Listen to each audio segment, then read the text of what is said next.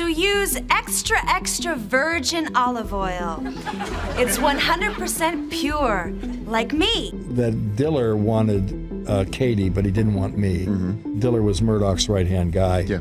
And he just thought that they could do better, because they never heard of me. I was told I would never work in television. For decades, one scene from Married with Children was buried so deep, fans started thinking it never existed. Where I taught the kids how to kill roaches, rats, and something they call sloppy joes. But now, after years of hush-hush contracts, pulled tapes, and technical errors, the truth is slipping through the cracks. We love your show. We're so sorry about it, though. They told... What do you mean you're sorry about it? Well, he doesn't know. It's all over the radio. It was canceled. What was so controversial about this one scene that it got banned before it ever hit TV? And why are people suddenly saying it exposes the real reason the show was almost canceled? Let's find out. They didn't just ban it, they buried it. Fox locked it away, erased it from reruns, and acted like it never existed. One single episode of Married with Children went so far off the rails that even the network built on shock and scandal slammed on the brakes. For years, it was treated like TV's dirty secret. No reruns, no VHS tapes, no mention in official episode guides. Even die-hard fans started wondering if it had ever aired at all. But now, decades later, the forbidden episode has resurfaced. And it's every bit as wild, dark, and revealing as the rumors promised. My husband got so excited over this $1 jillion that he just lost control of himself last night in bed. So the question is, what could possibly be so outrageous, so radioactive, that even Fox, the network that made its name off controversy, refused to touch it? Why did a sitcom famous for crossing lines suddenly find one it couldn't? Because this wasn't just another inappropriate joke. This was the moment when a comedy about a dysfunctional family accidentally told too much truth. And may I add that it's nice to see a woman in a robe who's not wearing fuzzy slippers and a bag of Doritos in her lap. Back in the late 1980s, American television was spotless, or at least it pretended to be. Full House, The Cosby Show, Family Ties, all neatly packaged, half hours where every crisis ended with a hug, a smile, and a moral lesson. TV was supposed to be safe, predictable, and polite. Then Married with Children came along and blew that illusion to pieces. The Bundy family, came from as many directions. Katie, we found Katie. It wasn't a sitcom, it was a counterattack. The Bundys were the anti-family, the flip side of every happy suburban lie America had been sold. And Fox? It was the perfect home for that rebellion. Al Bundy was the walking definition of defeat, a high school football star turned shoe salesman, trapped in a dead-end job and a marriage he didn't even want. Peg Bundy was his perfect opposite, not nurturing, not graceful, and not remotely interested in anything but TV, shopping, and self-indulgence. Together, they didn't represent the American dream. They exposed its rotting core. They were broke, bitter, and brutally honest, and people couldn't get enough of it. I made the mistake of coming into the office one morning happy, because that's usually all it takes. The show mocked everything the others celebrated: love, family, decency, success. It made suburban life look like the nightmare hiding behind the picket fence. And it worked, until one day it went too far even for Married with Children. That episode, I'll See You in Court, became the stuff of television legend. The one Fox tried to erase from history. Executives didn't just dislike it, they panicked. It wasn't because of nudity or profanity. It was because the episode touched something deeper, something television wasn't supposed to acknowledge. What happens when private lives become public entertainment? It wasn't just a crude gag. It was a prediction. The episode turned the Bundys' own humiliation into the punchline. And for the first time, the laughter got too real. It blurred the line between comedy and exploitation. And suddenly, Fox didn't find it funny anymore. About an episode of Married with Children, unhappy. And I think it stopped there. They yanked it before it ever hit air, quietly. No announcement, no statement, just gone. For decades, the network pretended it never existed, but the fans never forgot. And now, with the forbidden episodes full resurfacing, remastered, uncut, and more relevant than ever, the world's about to see exactly what Fox was afraid of. They had gotten the advertiser to pull its product.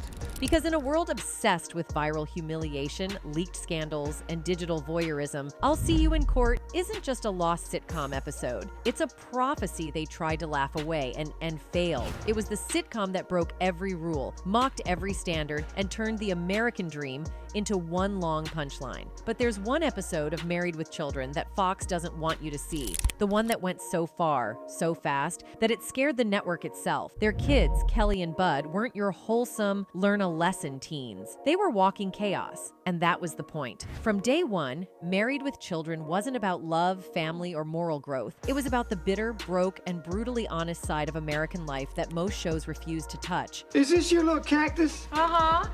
Any particular reason you put it where the alarm clock used to be? No moral lessons, no awe moments, no sentimental music swelling before the credits, just unapologetic dysfunction and the cold reality that sometimes people are miserable, broke, and still have to get up for work the next day. The audience loved it, critics hated it, but everyone watched it. Al Bundy was the anti-hero America didn't want to admit it related to, a man crushed by bills, dreams, and discount shoe sales. Peg Bundy, the anti-housewife, lazy, loud, and gloriously unapologetic. Kelly was a walking punchline in heels. Bud was an aspiring sleaze in a teenage body. Oh, gee, I meant to tell you to be careful before you slammed your hand out on the alarm this morning. The show was a mirror held up to suburbia, but one cracked and smeared with sarcasm. And that mirror reflected something dangerous: truth. The more Married with Children laughed at the hypocrisy of family-friendly America, the angrier its critics became. Religious groups called it parents' associations called for boycotts. Politicians called it proof that television was poisoning values. Behind closed doors, Fox censors were constantly walking a tightrope, keeping the show outrageous enough to make headlines, but not enough to lose advertisers. Every script was a battle, every episode a gamble.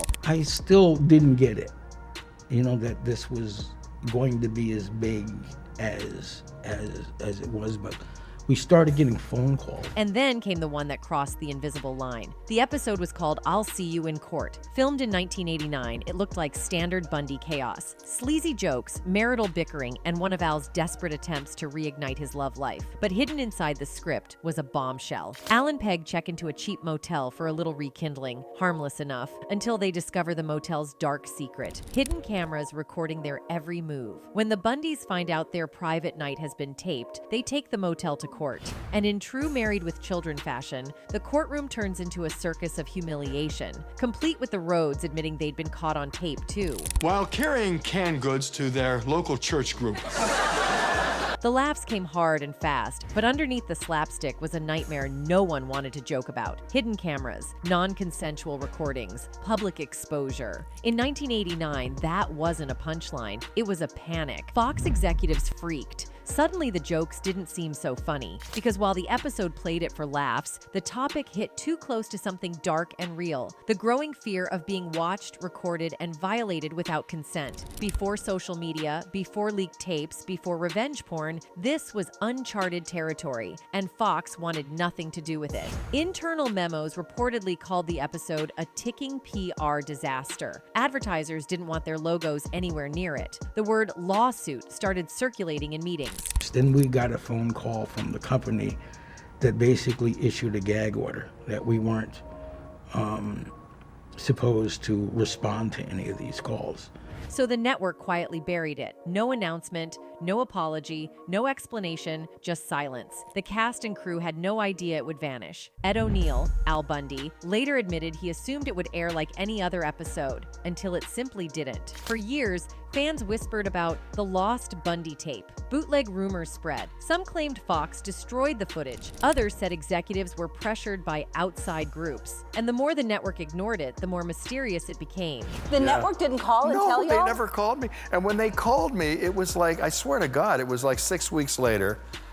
Someone dropped the ball, Ed, on this. Here's the chilling truth. I'll See You in Court was finished, edited, and ready to go. It wasn't pulled because of bad taste. It was pulled because it exposed something deeper. Because if you strip away the jokes, the episode wasn't just about hidden cameras. It was about privacy invasion, corporate cover-ups, and the humiliation of the powerless. Think about it. A working-class couple gets secretly filmed by a business. Their private lives get exposed. And when they fight back in court, the system laughs in their faces. That's not comedy. That's commentary. And maybe, just maybe, that's why Fox panicked. Because beneath the Bundy chaos, the writers had slipped in something too real. A truth about exploitation and surveillance that big media didn't want to touch. I said, I have a question for you guys. 11 years we kept you in the black. No gifts for the cast? You know, I'm kind of speaking for the cast. Decades later, when the episode finally surfaced in international broadcasts and DVD releases, fans were shocked, not by the content, but by how mild it seemed compared to what's on TV now. So why bury it? Why keep it locked away for over 10 years? Simple, because in 1989, the joke wasn't just about Al and Peg. It was about us, about how easily people could be recorded, ridiculed, and dismissed, and how systems of power always found a way to make it entertainment. I never got a gift. Wow, after 11 But years. it makes a better story. Yeah, sure. And you did okay after that. In a world obsessed with control, privacy, and public image, Married with Children got too close to the truth. And for a brief moment, the network that built its empire on pushing boundaries realized it had finally gone too far. That's why I'll See You in Court wasn't just another banned episode. It was the episode that scared the network. A lady had called and said that she did not like last night's episode, thought it was tasteless, and the other producer said, well, you are free to watch something else. The one that made Fox realize sometimes the funniest truths are the ones they can never afford to air. By 1989, Married with Children wasn't just a sitcom. It was a lightning rod, a show caught dead center in America's growing culture war. To some, it was hilarious social satire. To others, it was the end of civilization, playing out live on Fox. The show's crude humor, shameless innuendos, and zero-filter attitude had already drawn plenty of heat. But one outraged viewer, a Michigan housewife named Terry Ricolta, would turn a single angry letter into a nationwide moral crusade that changed television forever. They didn't get that. Apparently,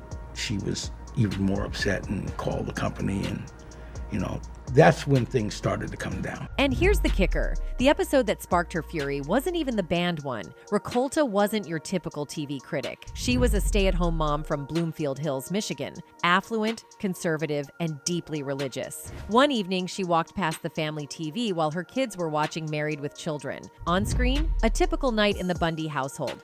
Jokes, sarcasm, and cynicism galore. But to Ricolta, it wasn't just comedy. It was corruption. She claimed the show was poisoning family values, glamorizing immorality, and destroying the innocence of America's youth. To her, Al Bundy's crude one-liners and Peg's open weren't jokes. They were symptoms of moral decay. But instead of just changing the channel, she declared war. She was horrified, at what the kids saw. And so this is what started the rampage now. Ricolta launched a personal crusade, a handwritten boycott campaign aimed directly at Fox and its sponsors. She flooded advertisers with letters, urging them to pull their support from what she called trash TV. And shockingly, it worked. Major brands, including Kellogg's, Coca-Cola, and McDonald's, quietly backed off, terrified of being associated with a show branded as indecent. Within weeks, Married with Children went from edgy breakout hit to Public Enemy #1. The story exploded. Local newscasts covered it. The Today Show interviewed Ricolta. Talk shows debated whether television had gone too far. Conservative commentators hailed her as a hero. Even churches got involved, urging congregations to stop watching the show and to stop buying products that sponsored it. Once things got to the network, they tried to do, I guess, the politically correct thing. Political correctness was beginning to ooze into like every facet of television. What started as one mother's moral outrage snowballed into a full-blown national movement demanding TV be cleaned up. It wasn't just about one sitcom anymore. It was about who controlled America's cultural narrative. And caught right in the crossfire was Married with Children, the show that dared to laugh at everything America didn't want to talk about. For Fox, this was a nightmare. The network had built its identity on rebellion, a scrappy upstart going head-to-head with a BC, NBC, and CBS. Married with Children was its crown jewel, the show that proved Fox could push boundaries and draw younger audiences. Why would you take your children, young children, and plant them in front of a television, having no idea what's on, and be in another room? But now the rebellion was backfiring. Advertisers were nervous, politicians were circling, and executives were panicking. Fox's entire brand, bold, fresh, and fearless, was suddenly being painted as perverted, dangerous, and un-American. Behind closed doors, the pressure was suffocating. Sponsors wanted cleaner content. The press wanted answers. And the network's lawyers started combing through scripts line by line, terrified that the next punchline might trigger another public outrage. Their only statement that they would issue publicly is that we stand behind, the writers, our show, but behind the scenes, they were demanding. So when I'll See You in Court crossed their desks, an episode about a couple being secretly filmed during intimacy. Alarm bells went off instantly. This wasn't edgy. This was explosive. Ironically, Married with Children had already aired episodes that were way more risque. Al Bundy had cracked jokes about necrophilia. Peg had openly fantasized about other men. Kelly Bundy was a walking stereotype, a ditzy blonde used for cheap laughs and not so subtle objectification. But this time, the timing was deadly. That we changed just about everything about the show.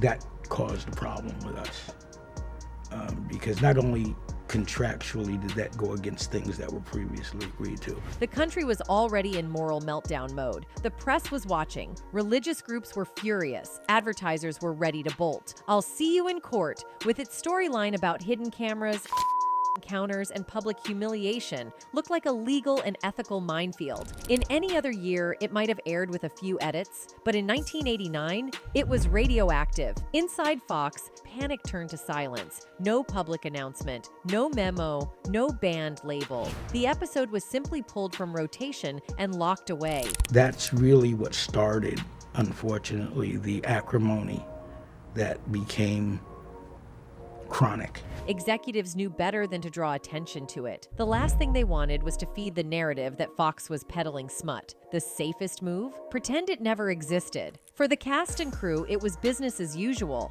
Sort of. They knew the episode had been yanked, but not why. Some chalked it up to bad timing. Others thought it was the content itself. Either way, I'll See You in Court vanished. No reruns, no syndication, no home video release. Just gone. It became a ghost in TV history. A forbidden episode whispered about by fans, collectors, and pop culture obsessives. That's when we found out a lot of things. We did find out that's when we found out that this wasn't the kind of show they wanted to be a flagship. And for years, Married with Children would carry that scar, a reminder of the moment when one show, one letter, and one moral panic forced Hollywood to confront a question that still echoes today. Where's the line between comedy and controversy? Inside the studio, no one suspected a thing. For the cast and crew, I'll See You in Court was just another outrageous week in the Bundy household. The actors ran their lines. The director blocked the motel and courtroom scenes. The cameras rolled. The live audience howled. It was business as usual. Chaos,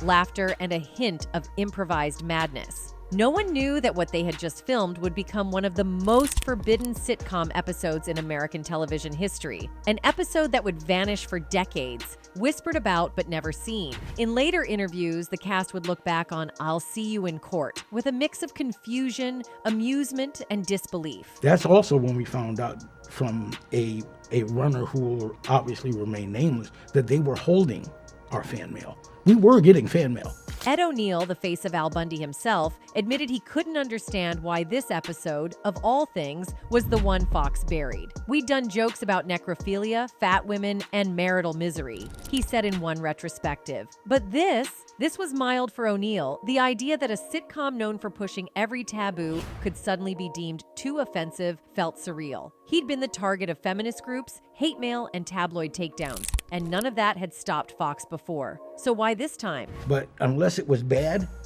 it wasn't being forwarded to us because they wanted us to change it. They wanted us to follow, the notes and the testing results. Katie Sagal, who played Peg, thought the whole situation bordered on absurd. To her, the script was classic Married with Children, raunchy, awkward, and unapologetically self-aware. The premise, Al and Peg accidentally starring in an unauthorized adult tape, wasn't scandalous to her. It was poetic. That's the Bundys, she joked years later. Even when they try to have a romantic getaway, they end up humiliated. To Sagal, it wasn't about SX. It was about failure. The Bundys were always failing spectacularly, and that's why audiences loved them. You know, you're just not TV type. I said, excuse me? Am I the only one getting turned on? Behind the scenes, the mood was no different. The show's co-creator, Michael G. Moy, later revealed that the episode had passed through all the usual checkpoints without a single red flag. The network's censors, standards department, and legal reviewers all gave it a nod. Then the Recolta scandal hit, and everything changed overnight. Suddenly, scripts that had once been celebrated for their shock value were treated like potential lawsuits. Moya recalled how executives who once begged for more edge now wanted less trouble. Every episode became a negotiation between creative freedom and corporate fear. I'll See You in Court didn't get buried because it crossed a creative line. It crossed a legal one. A storyline about hidden cameras and privacy invasion, airing during a real-world boycott about morality and decency, that wasn't just risky, it was corporate suicide. Some crew members started joking that the episode had fallen into what they called the Bundy-Bermuda Triangle, filmed, finished, and then wiped from existence without a trace. Rumors swirled for years. Some claimed it aired once, late at night, in a few U.S. markets before being pulled. Others said it leaked overseas, or that a VHS copy was smuggled out by a fan. There were whispers of a Canadian broadcast, a German airing, even a bootleg recording traded in underground fan circles. They wanted us to be Father Knows Best, or somehow some version of the Tracy Ullman Show done family style. That's what they really, really wanted. None of it was ever confirmed. The truth was simpler and more chilling. The episode was never lost. It was right there the whole time, locked away in Fox's archives. Complete, intact, but deliberately ignored. No syndication, no reruns, not even a mention in the DVD box sets. It was as if the network had quietly decided the world should forget it ever existed. But fans didn't forget. As the internet took off in the late 90s, whispers of the banned episode started spreading through chat rooms and message boards. Forums lit up with speculation, half-baked memories, and grainy screenshots claiming to be from I'll See You in Court. This was their opportunity, they thought, to get that, because now they had a full-blown controversy, at least in their mind. People became obsessed with finding proof. For every fake clip that surfaced, a new theory emerged. Was Fox hiding it to avoid lawsuits? Was there something darker behind the scenes? Even decades later, every cast reunion, every retrospective interview eventually circled back to it. The mystery refused to die. What was once outrage had turned into fascination. I just thought it was just silly. And first of all, I thought, at least people are talking about the show now. At least this lady, when she sees a Married with Children shirt, doesn't think that I'm talking about my wife and kids. Because now, in a world where TV routinely shows content far more explicit than anything Married with Children ever dared, the big question flipped. It was no longer, should it have aired? It was, why didn't it? By modern standards, the episode is tame, even innocent. There's no nudity, no graphic scenes, no profanity. Just uncomfortable humor about privacy, marriage, and the awkwardness of intimacy. But that was exactly what made it dangerous back then. It was just a big to like all those people that said, no, you're not the right type. It wasn't selling fantasy. It was mocking reality, middle-class frustration, disappointment, and moral hypocrisy. And in 1989, when America was in the middle of a culture war about family values, that kind of honesty was unforgivable. Still, one writer refused to let it die. Years later, quietly and persistently, they began pushing to get I'll See You in Court officially released, first on DVD, then through international markets. It took time, decades in fact, but eventually the episode resurfaced, not because Fox wanted it to, but because fans never stopped asking for it. Now they know what it's about. It's good, isn't it? Well, no. apparently not. It wasn't good enough, and that became a problem. The Buried Bundy episode was finally unburied, a time capsule from a television era that tried to silence what it couldn't control. And when people finally saw it, the verdict was clear. It was never too offensive for America. It was just too honest for 1989. For more than a decade, I'll See You in Court wasn't just a banned episode. It was a ghost story, a rumor, a myth whispered between diehard Married with Children fans at conventions, online forums, and late-night chat threads, traded like forbidden scripture from the golden age of TV rebellion. We did acquiesce and switch some episodes around. We tried to do what we considered the least offensive in their eyes. It wasn't on DVD box sets. It never popped up in TV Land reruns. It wasn't even listed in the show's official episode guide. To anyone who hadn't lived through the Married with Children chaos of the late 80s, it might as well have never existed at all. But then, out of nowhere, 2002 happened. It was an ordinary weekday. No special promos, no never-before-seen hype, just another mid-afternoon rerun marathon on FX, the cable network that had quietly become a refuge for edgier, uncensored TV. And then it happened. I'll See You in Court appeared in the lineup. Had their futures maliciously torn asunder by the merciless destruction of an Aryan supercar. No warnings, no edits, no viewer discretion advised. Just the raw, unapologetic episode that Fox had locked away for over a decade. When it hit the airwaves, longtime fans couldn't believe their eyes. Within hours, message boards exploded. Early 2000s fan forums lit up like wildfire. Wait, did FX just air the banned episode? That's it! That's the one they pulled in '89. For fans who'd been chasing rumors for years, it was like watching Bigfoot walk across the screen. And the reaction? Instant chaos. Episodes first, so we did juggle some things around, but we weren't about to change the concept of the show. Old school fans called it classic Bundy gold. They praised its no-filter humor, its audacity, and how perfectly it captured everything the show represented. Marriage as warfare, decency as illusion, and laughter as rebellion. But others didn't laugh. The episode's themes, voyeurism, privacy invasion, and the casual exploitation of intimacy, landed differently in a post-Y 2K world already obsessed with reality TV, leaked tapes, and tabloid scandals. What once felt like satire suddenly looked like prophecy. Some critics hailed it as ahead of its time. Others said it aged like milk. But everyone agreed on one thing. The forbidden episode was back, and it still had teeth. We were actually happy to finally receive the notoriety. First of all, I was surprised. Regardless of opinion, everyone watching that day could feel it. This was television history, a moment when the past collided head-on with the present. Back in 1989, Fox pulled the episode to protect its reputation. In 2002, FX aired it like it was nothing, because by then, the culture had changed. This wasn't the 80s anymore. Actually impressed that one person could do that, but in a way, I'm kind of thankful because cable TV had gone feral. The Sopranos was redefining morality, South Park was setting fire to taboos, and Nip Tuck was turning plastic surgery into primetime sin. Compared to that, the Bundys were practically wholesome. Here's the funny part. FX never said a word. No press release, no interview, not even a tweet. They aired it, moved on, and acted like nothing happened. But that silence said everything. FX didn't need to promote it. The fact that they could air it uncut without the sky falling spoke volumes about how far the line had moved. Censorship wasn't being erased, it was being rewritten. After a few quiet reruns, I'll See You in Court disappeared again. Not because of outrage this time, but because of boring logistics, programming shifts, rights transfers, contract renewals. But it didn't matter. The ghost was out of the bottle. We are dealing in a country that,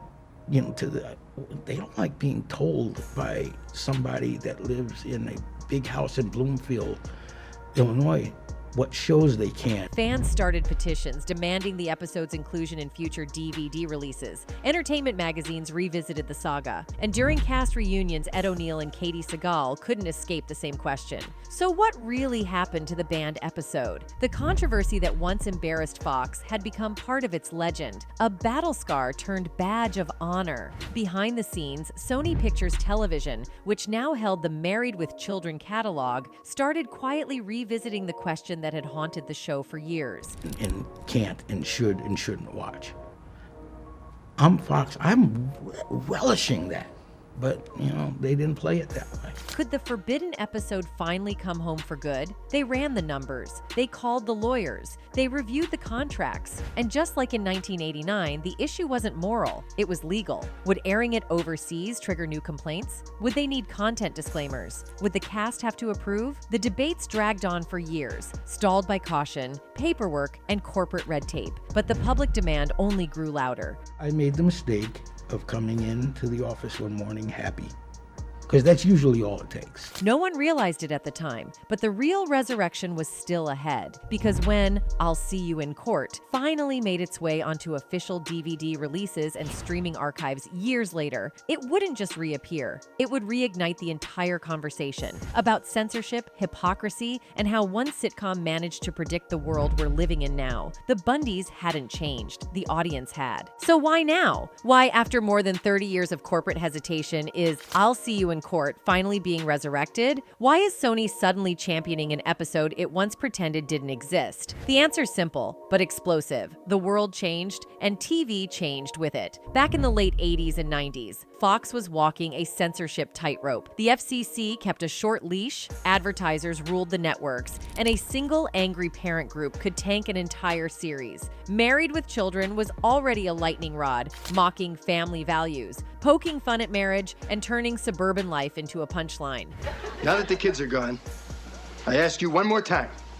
But I'll See You in Court went too far for its time. Privacy, consent, voyeurism, these weren't just taboo, they were nuclear. So Fox did what every nervous network did back then. They buried it. Fast forward to 2025, and the landscape is unrecognizable. The rulebook has been torched. Netflix, Prime Video, Max. These platforms made their empires by showing what networks wouldn't dare. Shows like Euphoria, The Boys, and Black Mirror turned violence, trauma, and digital exploitation into mainstream storytelling. Audiences aren't just older now, they're sharper. The moral compass has shifted from right versus wrong to what does this say about us? The network was nervous that it was going to be Jack Tripper and Peg Bundy. If it wasn't for John, he kept saying, she's the one. And suddenly, the same story that once terrified censors feels prophetic. Because I'll See You in Court isn't just a raunchy sitcom relic. It's a warning. A world obsessed with surveillance, exploitation, and humiliation for entertainment? That's not edgy anymore. It's reality. The episode that once got banned for being too much now feels like it didn't go far enough. And in 2025, it's finally getting the stage it always deserved. Sony saw the shift long before anyone else did. Behind closed doors, they began crafting a quiet but calculated plan,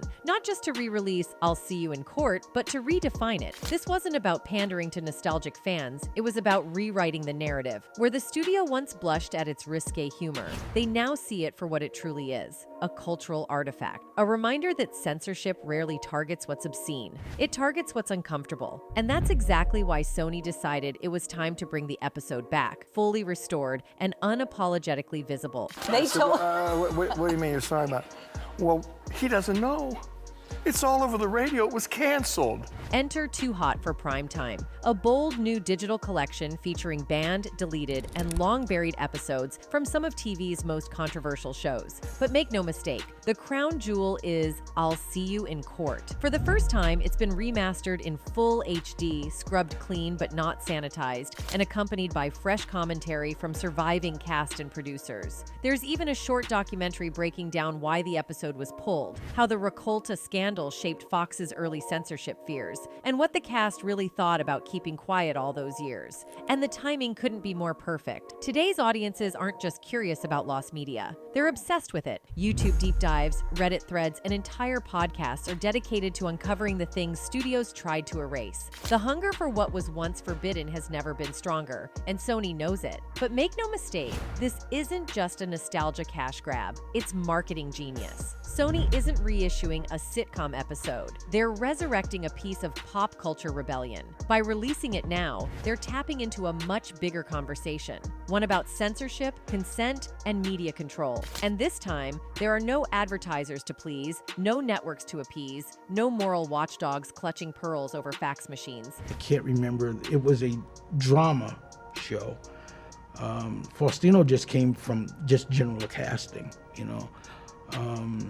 And Ed was the very last person we captured. In the streaming era, what was once too hot for TV can now go live worldwide with a single click. Most importantly, I'll See You in Court showed how terrifyingly easy it is to turn someone's pain into a punchline, how humiliation becomes entertainment when power decides trauma is just another spectacle. And now, decades later, the world is finally ready to face that story. With smartphones, surveillance capitalism, and viral content ruling the internet, privacy has become an illusion. Everything can be filmed, everything can be shared, and slipping off camera? That's almost impossible. Sure, Married with Children could never have imagined TikTok scandals or leaked DMs, but its message hit dead center. What happens when even society's lowest, most ridiculed family, the Bundys, get exploited and no one cares? That's not just dark comedy, that's hauntingly prophetic. And that's why this episode still stings. It's not just about tapes or sleazy jokes. It's about the quiet cruelty of a world that laughs instead of listening. The story also ties into a bigger truth. Censorship doesn't always erase what's obscene. It erases what's uncomfortable. In the late 80s, networks buried controversial stories because it was easier to silence them than confront them. And for creatives, fighting back meant going up against an entire system built to suppress risk. When FX finally aired the episode years later, the shock wasn't in the content, it was in us. The audience had evolved. The culture had caught up. What once felt too dangerous to show now felt like a mirror reflecting the modern world. And that's the real twist. The episode didn't change. We did. That's it for today. See you in the next video. Until then, goodbye.